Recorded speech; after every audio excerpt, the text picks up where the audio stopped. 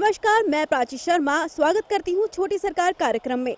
और हम आ चुके हैं प्रदेश के सबसे पिछड़ा हुआ इलाका कहे जाने वाले नूह के पुन्हाना में, और यहाँ जानते हैं गाँव में विकास की हकीकत को। पुन्हाना के तुसैनी गांव में हमारी छोटी सरकार की टीम पहुंची, और यहाँ पर जो हालात हैं वो मेरे पीछे साफ तौर पे नजर आते हैं। गंदगी और ये जो रास्ता है वो पूरी तरीके से खराब है। यहाँ तक कि केंद्र सरकार, प्रदेश सरकार ने सफाई अभियान इतने चलाए हुए हैं, उसको लेकर काफ़ी काम भी किए जा रहे हैं, लेकिन साफ तौर पर यहाँ पे जो ये तस्वीर है वो काफ़ी गंदी है और न जाने कब तक साफ हो पाएगी। लेकिन इसको लेकर हम लोग यहाँ पे गाँव के विकास कार्य को लेकर यहाँ पे लोगों से और यहाँ के सरपंच से ज़रूर बात करते हैं।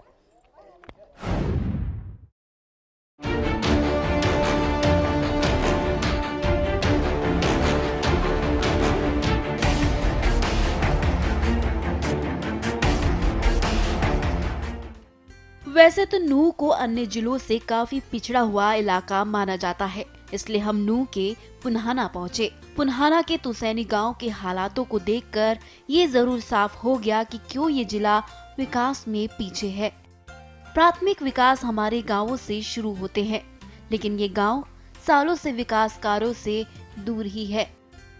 गांव के मुख्य रास्ते का ये हाल है। इससे अंदाजा लगाया जा सकता है गांव वासियों की तकलीफों का। जैसे जैसे हम आगे बढ़े तो पाया कि शायद ही प्रशासन और सरकार के नुमाइंदों की नजर इस गांव पर पड़ी हो।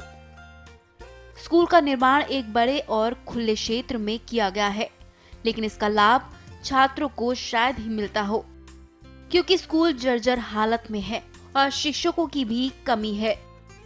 हर गांव की अहम समस्या है बिजली और पानी। इस गांव में बिजली की समस्या तो इतनी गंभीर है कि पुरानी तारों और ट्रांसफार्मर के कारण आए दिन हादसे होते रहते हैं, जिसका शिकार खुद सरपंच आरिफा भी हुई। तुसैनी गांव की विकास की कमान एक महिला सरपंच के हाथ है। उनका नाम है आरिफा। उनसे जानते हैं गांव की समस्या और यहाँ की परेशानियों के बारे में। तो आरिफा जी, क्या है यहाँ की गांव की समस्या? जैसे कि हम लोग यहाँ पे पहुँचे तो काफ़ी सारी दिक्कतों का सामना करना पड़ रहा है, ये साफ तौर पे दिखाई दे रहा है। और क्या क्या परेशानी है? मैडम जी, हमारे गांव में पहली सरकार में तो काम नहीं कुछ हुआ। अब जो खूब सरकार पैसा दे रही है, खूब काम कर रहा है। अच्छा, खूब हमारी चार दीवारी कब्रिस्तान की होनी चाहिए। और बिजली की मैडम जी बड़ी समस्या हुई पड़ी है। परसों भी 3 जनानी पकड़ लिया लाइट ने, बहुत ज़बरदस्त। और मैडम जी साफ सफाई, बीच की शमशान घाट का रास्ता है बिल्कुल गंदगी में भरा हुआ है, इसकी सफाई होनी वो है जरूर। जैसे कि मैं देख पा रही हूँ यहाँ पे मच्छर भी काफ़ी है, मक्खी बहुत ज़्यादा है, तो इसको लेकर जो सरकार ने स्वच्छ अभियान चलाया, क्या क्या असर देखने को मिल रहा है यहाँ पर? चल रहे हैं, खूब बन रहे हैं और करेंगे मैडम जी। हाँ, तो कभी इन सब परेशानियों को लेकर आगे आपने प्रशासन तक कुछ आवाज़ पहुँचाई, शिकायत दी? हाँ पहुँचाई, आगे से आवाज़ भी उठा रहा हाँ, और कर रहा कार्रवाई भी आगे। तो सरकार से क्या आपको अभी तक कुछ मदद मिल पाई है? क्या क्या हो पाया? हाँ, सरकार से मदद मिल रही है, लेटरिन शमशान इनके हुआ में भी सब मिल रही है। हाँ, अब सरकार से क्या मांग करते हैं? जैसे रास्ता, हाँ मैडम जी, इनके सब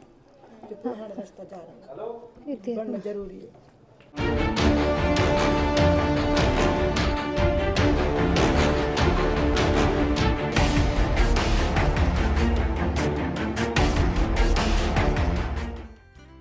कच्चे और गंदगी से भरे ये रास्ते लोगों के लिए परेशानी का सबब बने हुए हैं। साफ सफाई पर कितना ध्यान दिया जा रहा है वो भी हमने देखा। जहां देश प्रदेश में बेटियों की शिक्षा पर जोर दिया जा रहा है, गांव तुसैनी में अच्छी शिक्षा व्यवस्था नहीं होने के कारण बेटियां शिक्षा से दूर ही हैं। जंगलों के बीच इस गांव में कब्रिस्तान की हालत भी देखिए। तुसैनी गांव हम लोग यहाँ पर पहुँचे, और यहाँ पर हम जब पहुँचे तो कई लोग यहाँ पर हमारे साथ जुटे हैं जो इस गांव की समस्याओं को लेकर, इस गांव की परेशानी को लेकर हमारे साथ मौजूद है, और वो सरकार तक, प्रशासन तक अपनी बात पहुँचाना चाहते हैं कि यहाँ पर कई सालों से, कई समय से यहाँ पर कोई विकास कार्य नहीं हो रहा है। उसको लेकर हमें बताएंगे। क्या परेशानी ये है कि हमारे एक तो ये रास्ते बिल्कुल गंदे हैं, और दूसरा नंबर बात यह है कि हमारे जो लाइट की समस्या है बहुत ही ज़्यादा समस्या है। इससे हमारे परसों भी बहुत नुकसान की बात आई है। ये बिजली की जो समस्या है, पुराने तार हैं, कब्रिस्तान ना है, शमशान घाट की भी समस्या है और रास्ता सारे ही ऐसे हैं, कीचड़ रहती है।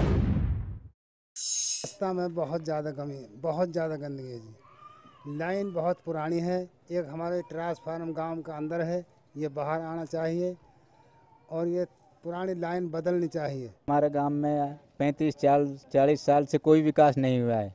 हम मनोहर लाल खट्टर जी से अपील करते हैं कि हमारे गांव में विकास किया जाए और सारी गंदगी को दूर किया जाए। ना तो स्कूल में कोई बच्चों की खास तौर पर पढ़ाई हो पाती है जी, उनमें टीचरों की कमी है और ना ये राजस्थान की सबसे बड़ी प्रॉब्लम राजस्थान की है जी। ना तो कोई गाड़ी भी आगे ना पहुंच पाती, ना कोई पानी के लिए आता है। सब समस्या, कोई किसी की सब चीज़ की समस्या है। जो ये गांव का मेन रास्ता है जी, जामा मस्जिद ले जा रहा है जी, इसमें बहुत ही ज़्यादा गंदगी है और हम काफ़ी दिनों से इस दिक्कत को झेल रहे हैं। गांव में से निकलने के लिए भी, बढ़ने के लिए भी बहुत ही ज़्यादा गंदगी है। हमारे जो हम पशु पालते हैं हर घर में, गरीब आदमी है, पशुओं में बीमारी आई, कोई डॉक्टर देखने के लिए नहीं आता। अब बताओ पशुओं को कैसे ले जाओ हॉस्पिटल, बीमारों को। छोटी सरकार कार्यक्रम के जरिए हमने पाया है कि कई गांवों में उन्नति की रफ्तार धीमी है, लेकिन तुसैनी में शायद विकास कार्य थम सा गया है। सरकार और नई पंचायत से ग्रामीणों को काफी उम्मीद है कि अब गांव में कुछ अच्छे बदलाव आएंगे। वक्त हो चला है एक छोटे से ब्रेक का। ब्रेक के बाद चलेंगे एक और गांव में।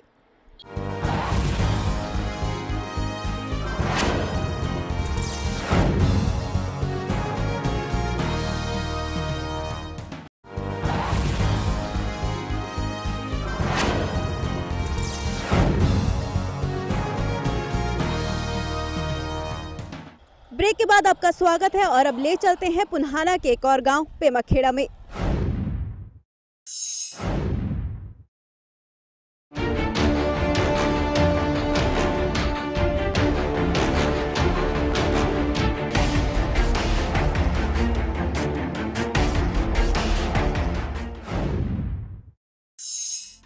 पुन्हाना का पेमाखेड़ा गांव शहरी क्षेत्र के काफी नजदीक है।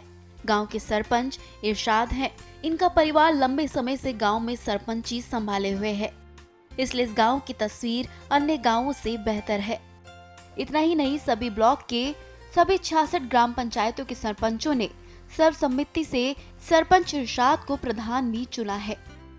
यहाँ की ग्राम पंचायत जिला प्रशासन के सहयोग से गांव को खुले में शौच मुक्त करने और सामाजिक बुराइयों को दूर करने के लिए प्रयास कर रही है।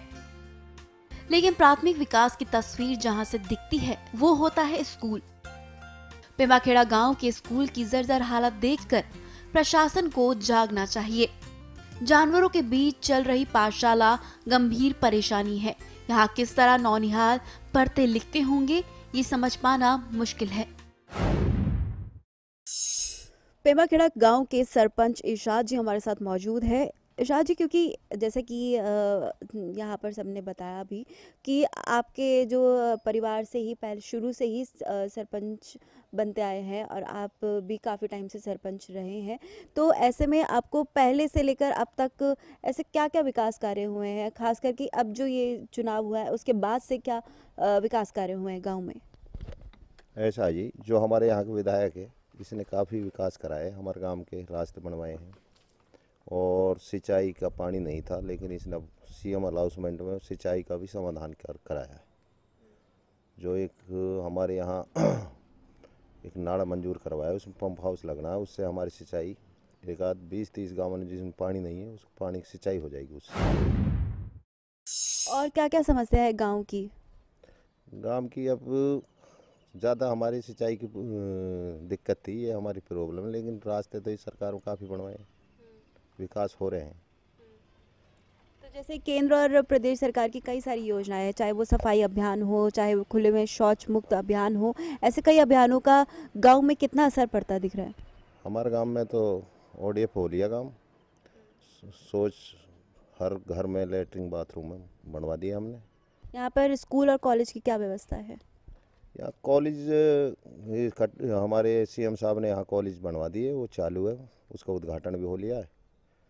एक कॉलेज, लेडीज़ कॉलेज, तो उसमें काम चल रहा है हमारे यहाँ। क्योंकि ये गांव शहरी क्षेत्र से थोड़ा सा दूर है, तो ऐसे में यहाँ पर परिवहन व्यवस्था कैसी है? ऐसा जी यहाँ अब यहाँ हमारे विधायक साहब ने बस लगवा दी है, जो हमारे यहाँ बस अड्डा बन गया, अब ठीक है मामला। इस बार के जो पंचायती चुनाव हुए उसमें संशोधन जो किया गया था, पहला मुद्दा जो था कि पढ़ी लिखी पंचायत आनी चाहिए, ताकि गांवों में ये जो साक्षरता है वो बढ़े और डिजिटल हरियाणा में इसको लेकर मदद मिल सके। तो गांव में कैसी व्यवस्था है इसको लेकर? ऐसा जी, जो पढ़े लिखे सरपंच तो काफ़ी विकास कर रहे हैं और लोगों को समझा भी रहे हैं पढ़ाई लिखाई की तरफ, लेकिन हमारे यहाँ अनपढ़ता है, लेकिन अब काफ़ी असर है इस बात का।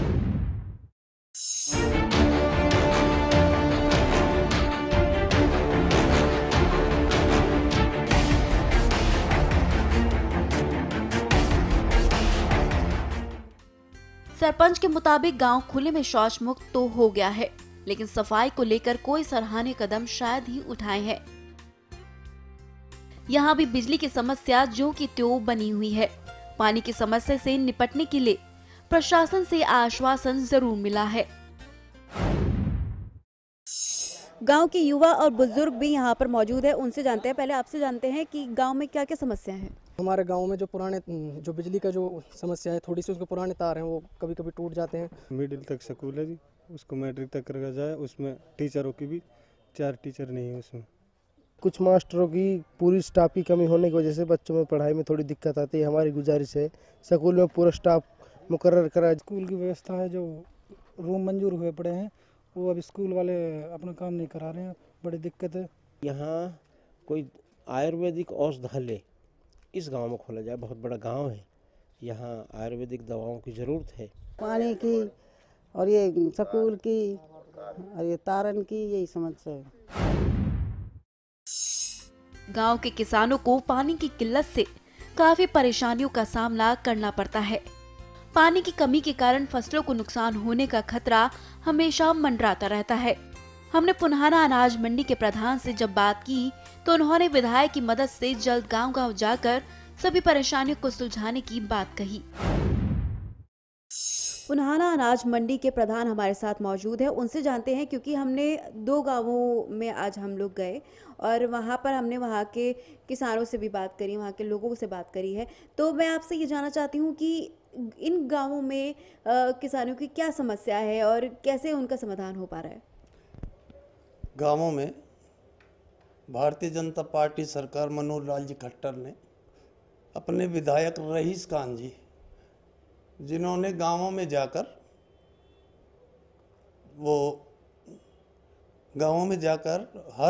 हर गांव में जाकर लोगों से उनकी समस्याएं पूछी और जो भी समस्याएं उनकी थी उनको मौके पर ही निपटाया।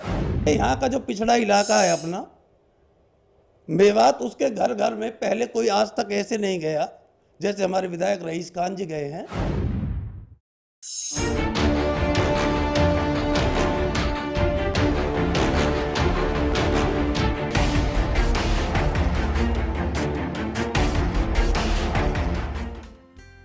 यहाँ के विधायक रईस खान गांव-गांव जाकर विकास के दावे करते हुए जरूर नजर आते हैं। लोगों की माने तो जिले के गांवों की स्थिति में सुधार भी आया है, लेकिन इन गांवों की हकीकत देख साफ है कि इस जिले में विकास कार्यों के लिए रास्ता बहुत लंबा है। पुन्हाना के इन 2 गांवों में तो हमने विकास की पड़ताल की, लेकिन हमारी विकास की पड़ताल जारी रहेगी। फिलहाल इस कार्यक्रम में बस इतना ही। मुझे दीजिए इजाजत। नमस्कार।